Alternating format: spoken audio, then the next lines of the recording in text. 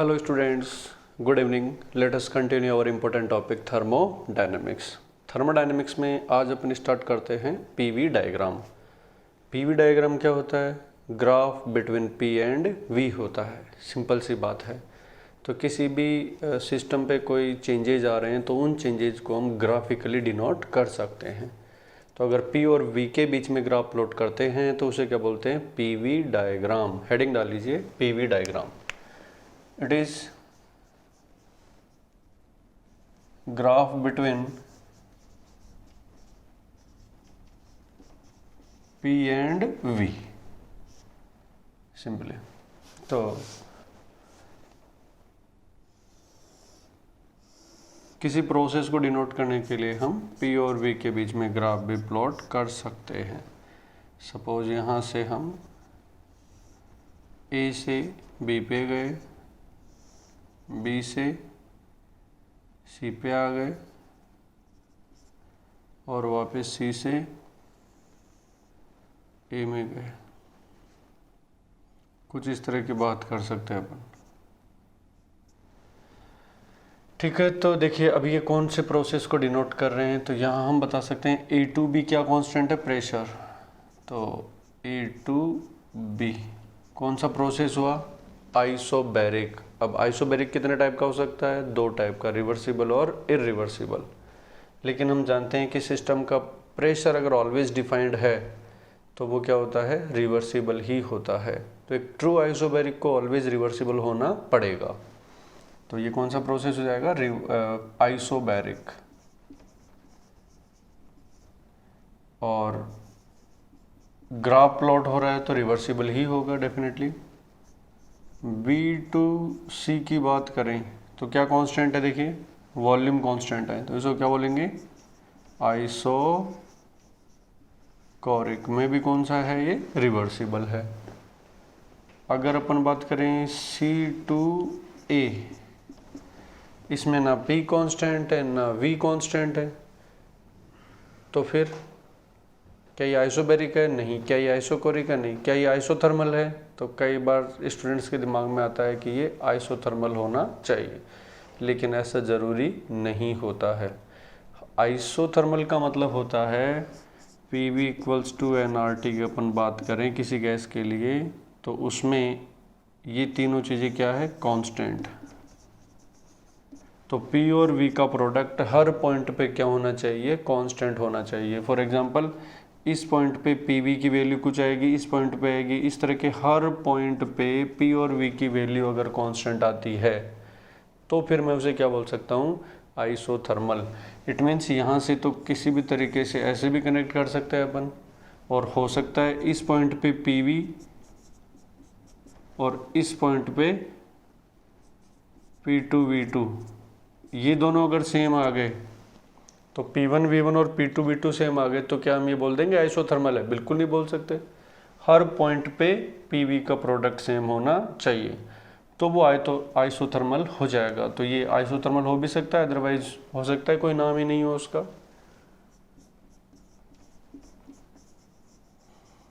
Isothermal condition यहाँ पे है PV constant at each point.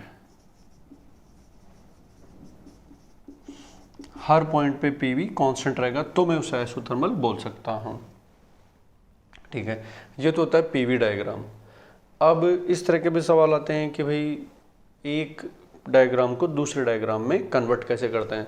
कई बार P और V के बीच में ग्राफ दे रखा होता है, बोलेगा P और T के बीच में ग्राफ प्लॉट कीजिए, या P और T का ग्राफ दे रखा है, बोलेगा PV में ग्राफ प्लॉट कीजिए। तो इंटर कन्वर्जन की अपन बात कर लेते हैं।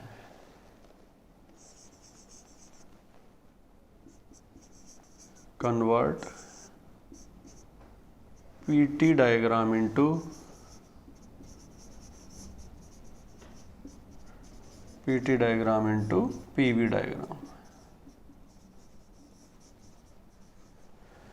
मतलब P और T के बीच में ग्राफ दे रखा है तो P और V के बीच में ग्राफ हम इजीली प्लॉट कर सकते हैं। इसका ये यहाँ पे एक सिंपल सा एग्जांपल ले लेते हैं। ये हो गया P, ये हो गया T, और मान लो इसके बीच में हमें कुछ इस तरह का ग्राफ दे रखा है। ए बी सी और डी, बोलेंगे इसको कन्वर्ट करो किस में, पीवी में। बहुत ही सिंपल सा केस है, बस आपको आइडियल गैस इक्वेशन आनी चाहिए। पीवी इक्वल्स टू एनआरटी का पता है तो बहुत ही इजीली ग्राफ कन्वर्ट हो जाएगा। तो यहाँ पे हम इक्वेशन लिख लेते हैं, लिखी हुई भी है, फिर से लिख लेते हैं, पीवी इक्वल्स टू एनआरटी। इस पे फोकस कीजिए। यहाँ से देखिए ए टू बी क्या हो रहा है, ए टू बी क्या हो रहा है, टेम्परेचर चेंज हो रहा है क्या, नहीं, टेम्परेचर तो कांस्टेंट है, प्रेशर बढ़ रहा है। तो यहाँ हम बात कर सकते हैं ए टू बी, कौन बढ़ रहा है, प्रेशर बढ़ रहा है एंड टी कांस्टेंट है। इसका क्या मतलब है, प्रेशर बढ़ रहा है, टी कांस्टेंट है। यहाँ देखिए प्रेशर बढ़ रहा है, टी कांस्टेंट है, तो वॉल्यूम को क्या होना पड़ेगा, कम होना पड़ेगा। तो प्रेशर बढ़ाने पे वॉल्यूम कम होता है, इसका आइडिया हमें है ही। कांस्टेंट टेम्परेचर और मोल रखेंगे तो डेफिनेटली वॉल्यूम कम होगा, ये तय है। तो ए से बी आएगा तो ये तो पता चल गया ए किधर होगा, बी किधर होगा। वॉल्यूम कम होने का क्या मतलब है कि ए पे वॉल्यूम ज़्यादा रहेगा, बी पे कम रहेगा। क्लियर। तो ये हो गया वी ए और ये हो गया वी बी। ये यहाँ से क्लियर हो गया, वॉल्यूम कम हो रहा है और प्रेशर बढ़ रहा है। इसका मतलब ये भी हो गया प्रेशर बढ़ रहा है तो ऊपर जाएगा पॉइंट।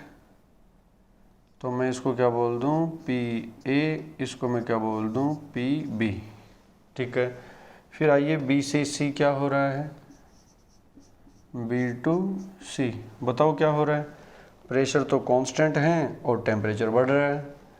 तो टेम्परेचर बढ़ रहा है, प्रेशर कांस्टेंट है, इसका मतलब P V equals to NRT में देखिए प्रेशर कांस्टेंट है, टेम्परेचर बढ़ रहा है तो बताइए वॉल्यूम का क्या होगा, वॉल्यूम को बढ़ना पड़ेगा। तो बी से सी वॉल्यूम बढ़ रहा है और प्रेशर कांस्टेंट है। तो प्रेशर कांस्टेंट होने का मतलब इस लाइन पे आएगा पूरा हिसाब किताब, और वॉल्यूम को बढ़ना पड़ेगा। तो ये देखिए इसी पे कहीं ना कहीं वो हमारे पॉइंट रहेंगे। तो ए से बी वाले पॉइंट्स तो हमें देखने को मिल गए। मान लो ये ए है,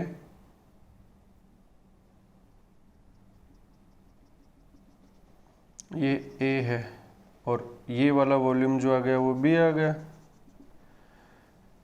तो बी पॉइंट पे इनको कनेक्ट कर देंगे अपन ऐसे। ये देखिए ए से बी आ गए अपन, ए से बी पे आ गए ऐसे। वॉल्यूम डिक्रीज हो रहा है, प्रेशर बढ़ रहा है। फिर बी से सी प्रेशर कांस्टेंट है और वॉल्यूम बढ़ रहा है, तो यहाँ पे सी पॉइंट आ गया। अब आओ सी से डी पे। इस ग्राफ को देखिए, सी से डी पे क्या हो रहा है, प्रेशर कम हो रहा है, टेम्परेचर कांस्टेंट है। फर्स्ट का अपोजिट है, प्रेशर कम हो रहा है, टेम्परेचर कांस्टेंट है। तो बताइए वॉल्यूम क्या होगा, बढ़ेगा, प्रेशर कम होगा तो वॉल्यूम बढ़ेगा तो इधर जाना चाहिए कि ग्राफ इधर आना चाहिए। तो डेफिनेटली वॉल्यूम बढ़ेगा तो इधर जाएगा, और प्रेशर कम होगा तो वॉल्यूम बढ़ेगा, प्रेशर कम होगा, और ये कुछ इस तरह का ग्राफ हमें देखने को मिलेगा।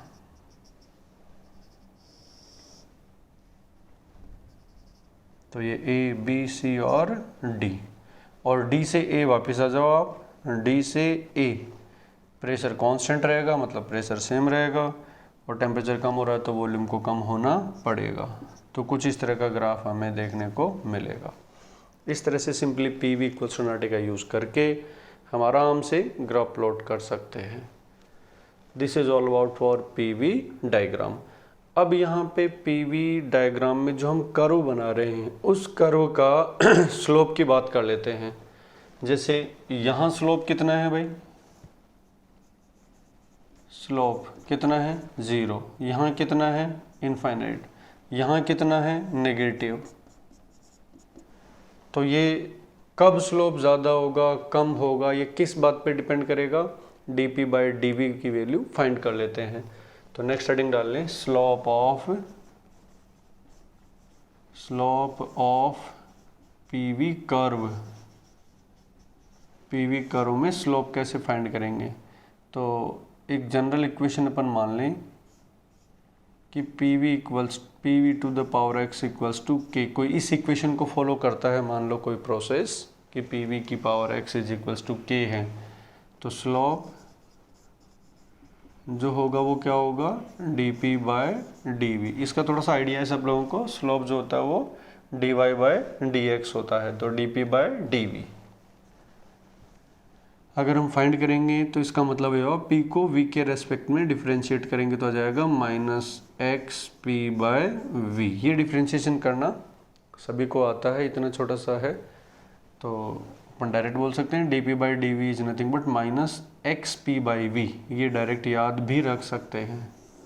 यहाँ से पता चल रहा है कि x की वैल्यू अगर पॉजिटिव है और वो बढ़ रही है तो स्लोप क्या हो जाएगा, मोर नेगेटिव हो जाएगा, मोर स्टीपर चेंज शो करेगा। तो यहाँ से बोल सकते हैं इफ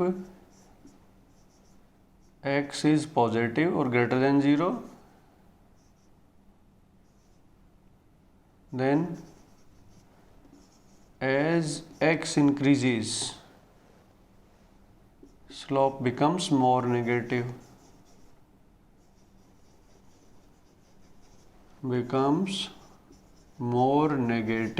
और ज़्यादा स्टीपर चेंज होगा, ज़्यादा नेगेटिव स्लोप निकल के आएगा। तो अपन ऐसा बोल सकते हैं कि मान लो मैंने यहाँ पे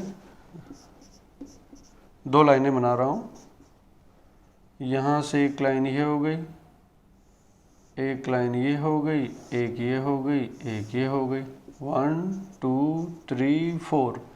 इन चारों में अगर स्लोप के कंपैरिजन करें तो बताइए स्लोप का क्या कंपैरिजन रहेगा, मोस्ट नेगेटिव स्लोप कौन सा रहेगा? देखिए ऐसे ये क्या है 0, फिर और नेगेटिव है, फिर और नेगेटिव हुआ, तो इन दोनों में अगर बात करें तो x की वैल्यू ज़्यादा किस में रहेगी, ये वाला, इसको बोलते हैं अपन मोर नेगेटिव। ये हो गया लेस नेगेटिव और यहाँ पे 0 ही है। इस तरह से हम इजीली बता सकते हैं। तो अगर हमें इक्वेशन दे रखी है तो उस इक्वेशन से हम आराम से कंपैरिजन कर सकते हैं कि कौन सा हो। अगर अपन ये बात कर लें जैसे आइसोथर्मल है, तो आइसोथर्मल में PV इक्वल्स टू nRT होता है, तो what is the value of x, तो वहाँ x की वैल्यू क्या रहेगी 1। तो उस केस में हम उसका ग्राफ को आराम से डिटेक्ट कर सकते हैं। ठीक है, तो this is all about for PV diagram. PV diagram का ये मैटर यहीं पे ख़त्म हो जाता है। इसके बाद जो फर्स्ट लॉ ऑफ थर्मोडायनेमिक्स के जो फंक्शंस थे उनका हम प्रोसेस वाइज कैलकुलेशन करेंगे। हालांकि फॉर्मूले हम ऑलरेडी कर चुके हैं लास्ट लेक्चर्स में, उन्हीं फॉर्मूलों को इंडिविजुअल हर एक पाथ के लिए अलग अलग बना लेंगे ताकि कंपटीशन एग्जाम में क्वेश्चन बनाने में हमें ज़्यादा टाइम ना लगे। तो टाइम बचाने के लिए हम अलग अलग फॉर्मूले बना लेते हैं और डायरेक्ट उनको ध्यान रखते हैं। तो नेक्स्ट लेक्चर में अपन स्टार्ट करेंगे calculation of work in different process. Clear? Okay, good bye.